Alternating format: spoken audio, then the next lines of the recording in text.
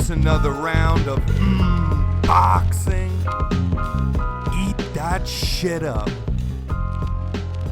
I am your humble host, Tummy Tom O'Neill. And the first thing that I'm going to ask for you guys is please hit the thumbs up button. I work very hard to make these videos, fit it in a time frame for you guys.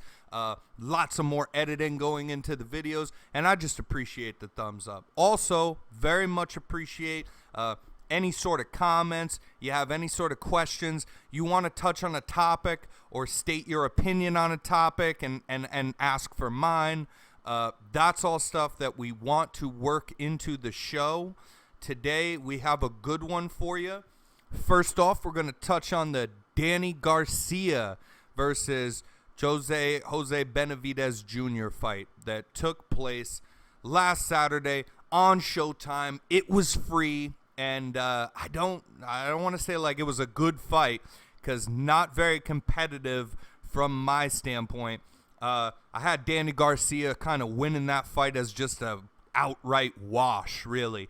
The only sure round that you could give Benavidez in that fight was round 9. That's the only Benavidez round. Now, some of those earlier ones before all the activity picked up, before Garcia started really just getting into his flow and his momentum, feeling more confident of letting his combinations go, some of those early rounds were a little touch and go. If you gave him one of those, whatever. But that there's only one sure Benavidez round in this fight, and that was 9. Now, one of the judges scored this a draw. That's fucking absurd. That is crazy. That is crazy. And this is kind of what I talked about with you guys on the previous episode is, you know, the scoring. You guys saying, oh, robbery for this or robbery for that. Listen, if you watch this fight, this is a good reference. I've seen fights that look just like this, and they do call it a draw. You get more than the one judge's scorecard calling this fucking thing a draw. And I've seen fights like this, and they call it a draw, or they give it to the wrong. Those are robberies, right? Not close fights. By definition, close fights can't be robberies. This was a wash, and short of that incompetent judge, it was scored somewhat, correctly. Danny Garcia, so first off, at 154, right? Because he's moved up. Really had the best of his career at 140. Had some glimmers of hope at 147 and took some losses, but only to the very best guys. Very, very, very close fight with one-time Keith Thurman that kind of could have gone either way, man. And a close enough fight, although I did think Porter won, with Sean Porter. And the only time that Danny Garcia has really lost handedly is to Errol Spence Jr., and there's no shame in that. And even then, he didn't get touched up or hurt a lot because his defense is on point. Now he's up, though, at 154. I told you guys I wasn't sure if I liked that move. I still stand there. I watched a great, great performance from Danny Garcia. I watched him let his hands go. I watched a performance from Danny that was anything but frustrating to watch. It was beautiful. It did look like vintage Danny Garcia, and I was so glad to see that because it wasn't even, just letting your hands go a bit more. This was better, or this is kind of the road. No, this was a really, really like a masterclass from Danny Garcia. However, that being said, he doesn't have the power for this weight class, He was very powerful at 140. This is all the way now past 140. We're up at 154. He does not have the power for this weight class, and that is a concern. I like that he's letting his hands go a lot more. I don't know this, but I would actually guess that beyond, obviously, as he's talked about, beyond trying to, do an impressive performance here and really just make a good comeback fight, which he did, I think a lot of this has to do with that he's comfortable enough, that he doesn't have to cut a lot of weight at all, that he can work out in the gym and not feel drained. I think I saw him say that as well in an interview. I think that's a lot to do with why we saw him letting his hands go. fighting an epically great fight, a smart fight, and throwing many, many punches, which is what we were just missing from Danny Garcia of late in his last few fights. But yeah, threw plenty of punches, and also cardio on point, man. He was just dancing around at the end of that 12th round, still shuffling his feet and whatnot. He just looked good, man. His cardio was on point, his boxing was great, and he was letting his hands go, and he did look like vintage Danny Garcia. It's the power that concerns me up at this weight class, though, at 154, and you have a lot of bigger guys. Now, you'll notice if you watch this fight that he is visibly and just obviously to any human being, you can just look at the screen and see that Danny Garcia is the smaller man of the two, of him and Benavidez. And Benavidez is not even a natural, 154-pound guy either. So these are both guys moving up from 147. Benavidez, for looking visibly bigger, he's going to be one of the smaller guys at this weight class. So I am concerned about that with Danny Garcia, and I know he wants good fights. Now, he threw out the Keith Thurman idea. I got to tell you, I absolutely love that. Even if it's at a catch weight, whatever weight it is, I think those guys are comparable enough in size that Danny could win that fight. I haven't thought it through enough to pick them because the fight's not even announced. But I like that idea. Danny can get a chance at getting the guy back that he had a very close fight with, and Thurman was the one that took his spotless record, the first to give Danny Garcia a loss. I think that's a great competitive fight. I think Keith Thurman hasn't been exactly the same Thurman as he once was. He's been on a layoff for a long time, came back, had a good performance against Mario Barrios, but I like that fight. All these other top guys that would be up at 154, they're going to give Danny problems, because even if we still see a great Danny Garcia who's letting his hands go, is able to throw his combinations, and I'm not worried about his defense. He's on point, man, and he's not easy to hit. Once he gets into his rhythm and his flow, he really gets comfortable, and it just looks effortless from him in there. It's a beautiful thing to watch, but I just think that a lot of these top guys can give him problems. Like, there's no fucking way that he's going to take shots from a very precise counterpuncher that can hit him, clean one or two good time, find a good clean shot in there like Charlo.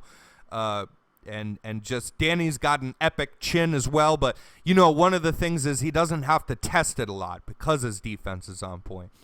His footwork's good, his speed was good, cardio, all that stuff, but he doesn't have the power to even hurt Benavidez in this fight that he dominated him in. He's never going to be able to hurt anybody at this weight class, and that concerns me, because at some point, the skill is great, and that is what mostly I believe. People have different opinions. I believe skill is mostly what will carry you through to victory, and that's the most essential thing that you need. But on the other hand, sometimes when you have a big difference in height and reach and weight, and you have just a way bigger guy in there who's not, if he's not a horrible boxer, if he's a decent boxer and stuff, he could be getting outclassed, and if he's getting hit up with combination punches from the body to touching his chin upstairs, but he's a bigger guy, if he feels eventually like, I'm losing all these rounds, but none of these punches hurt me, then it gets ugly, because then you'll just take the punches, you'll walk in, you'll make it ugly, and you'll affect the smaller man far more with your punching power. And I think that's my only fear for Danny Garcia. Last thing on him is he gave a very great emotional speech afterwards about mental health, about being depressed. And for a guy with such an excellent career in boxing, with a great resume, under his belt already, like Danny Garcia, a guy who's, a guy who's, in some ways on top of the world, certainly was at one point. It's very powerful to see a guy like that and have a stunning performance where you almost win every round as a wash and put on a boxing masterclass and just take your opponent to school like we saw on Saturday night, to go out from that and you're riding this high and then break down, start crying about, how life is hard, man, regardless of what you're doing. He said, yeah, it's the boxing world and stuff, and that only makes sense, but really his message was wider than that. It was that life in general is hard for not just him, but for people, and it's hard to be a good dad. It's hard to make time between work and family. It's hard to deal with stresses in life and tragedies and whatnot, and then, not to mention being an A-class star in boxing, and how it's hard to maintain and take criticisms and things when you're losing. It's just hard. And I found it very emotional and inspiring. I'm not even a guy who gets into all that sort of thing. That really surprised me to see from Danny. That's the thing. I think it's about who it comes from. If you have somebody who's more just kind of always preaching stuff, it gets old real fast. But yeah, it surprised me. It caught me off guard, and I just thought that it was great. All right, so let's fit these in here before we get on to the big one. There are some different fights. One on DAZN under Golden Boy is Virgil Ortiz taking on Michael McKinson. Now, listen, you guys, this is just real quick. Virgil Ortiz wins this fight. You already know that. You didn't need to come here to ask me that. And the only thing to touch on in this fight is hopefully he does it in dramatic fashion, because nothing less is expected. This is not a quality opponent for a guy like Virgil Ortiz, who's one of the up-and-coming young stars of boxing, with lots of potential. He needs to stop this guy in dramatic fashion. I believe he will. There's no question about who wins this fight. It's Virgil Ortiz all the way. And the only thing to talk about is this is one of many guys, like eventually, I think, just Ryan Garcia in the same way. Virgil Ortiz under one of the last, bigger names that's under that Golden Boy promotion with Oscar De La Hoya. He's going to need to eventually get out of there, man. And so will, Ryan Garcia. They will, because nobody wants to work with him. He doesn't have a great roster. These are like the only two guys. I love Gabriel Rosado, but not a lot of people know his name. Might show up on one of the unknown to casuals episodes at some point. But yeah, he doesn't have many guys under him. He doesn't sell out arenas. And the Golden Boy Promotions is not doing well. They are far and away the worst boxing promotion out of the ones that exist today. And so any of these fighters like Ryan Garcia, like Virgil Ortiz, that they want these big chances, big fights. De La Hoya may be getting out there and saying, hey, we want to make these fights, like we're not scared to make them. But his demands are always, well, we split things down the middle 50. Hey, we wanted, half Golden Boy promotions and half your No one's going to do that. They shouldn't do that, because Golden Boy doesn't really have value in their name like these other promotions do. And that's just the simple truth of it. Moving right along, Amanda Serrano, I believe, will still be fighting Carballo. It's a jumble fuck. Amanda Serrano's going to school this girl anyway. This is another thing. You didn't need to come here, but we're just going to touch on it anyway, because I really do like Amanda Serrano. Now, her fight with Katie Taylor was absolutely fucking epic. And they are both women that can really take boxing, the respective women's boxing, to the next level. I preach that till the cows come home. I promoted the hell out of that fight with no kind of investment for my own sake, because I believe that. But this is not that. If you get Katie Taylor in there against some other girl, if you get Amanda Serrano in there with just some other girl, you get Clarissa Shields with just some. I mean, Savannah Marshall is going to be a good fight, but you get her in there with just some other girl. These girls are on such a higher level. Listen, women's boxing just hasn't caught up to men's boxing. That's obvious because it's newer. It's just that simple. So it will eventually, but as we have it right now, listen, and women's boxing can be fun to watch no matter what, and even if you didn't know their names, because a lot of times they actually have really just, entertaining slugfests, especially to the casual fan. Now, if you're really a boxing enthusiast, if you're a technical guy and you love, the sweet science, it's going to be hard to watch a lot of these fights, but they entertain the hell out of the crowd. They bring in casual fans because these girls are just scrapping. But there's not a lot of technique in there. And they are just all tough, you know, and some can hit hard, maybe some can't, but they're just tough, and they have good little fights in there. But, you know, Katie Taylor, Amanda Serrano, Clarissa Shields, these girls are on another level, so there's not a lot of competition for them. So you're just going to, you know, see a murder in there pretty much, because when you have, like, high-class technical skill, like some of the best, you know, men fighters, and then you're fighting, you know, some girl that, they're playing in a pool with not much competition. So it is what it is, kind of. And here's the big one. Let's touch on it. Michael Mick Conlan back in action after his heartbreaking loss to Leigh Wood in the fight, in what is, I believe, out of many still the fight of the year, period, from the very, very, very beginning of the year. He is back in action, taking on Miguel Marriaga, not Ricardo Marriaga, but Marriaga, maybe Marriaga. Now, I didn't know too much about this guy, so I looked him up. Good record. This guy's a really good test for a return for Michael Conlan, who should win, but yet is coming off of one of the most devastating knockouts we've ever seen, where he fell out of the ring, head hit the floor, just horrible. And so for him to come back, this is actually, I agree with, a perfect matchmaking, because Marriaga, his record is 30 wins with only 5 losses. His KO ratio is 75%, for God's sakes. This guy hits hard as hell. He has those, out of those 5 losses, these are all of them. First 3 title for title fights, and he did lose them. He lost to Nicholas Walters, very good boxer. Oscar Valdez, hope you heard of him. That's no shame in that loss. And then Vasily Lomachenko, for God's sake. So those were the 3 title fights that he was able to get, unfortunately for him. And he did lose those. And then he also took a loss to Joet Gonzalez, who just fought a couple weeks ago that we touched on this show. Very good boxer as well. And that is after all those losses to the most elite, you know, fighters in the division, kind of.